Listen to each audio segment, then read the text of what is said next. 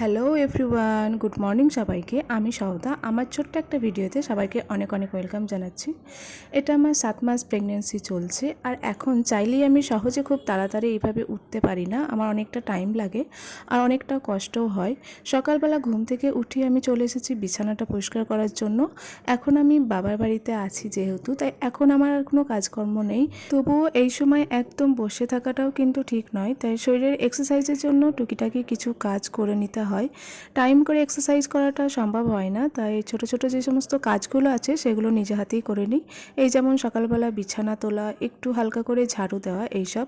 তার মধ্যেই আমার ফোন চলে এসেছিলো, আমার আপামনি ফোন করেছিল, তার সঙ্গে কথা বলতে বলতে আমি বিছানাটা পুরোপুরিভাবে পরিষ্কার করে নিলাম। আগে যখন আমি নিজে হাতে রান্না করছিলাম, বাড়ির সমস্ত টুকিটাকি কাজ করছিলাম, তখন আমার শরীরটা এখনকার তুলনায় বেশি ভালো ছিল।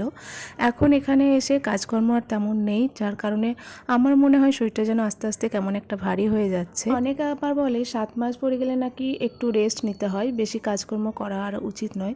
কিন্তু আমার তো মনে হয় যখন আমি কাজ করতাম তখনই আমার খাবার ঠিকঠাকভাবে হজম হতো, আর তখনই আমি ভালো ছিলাম।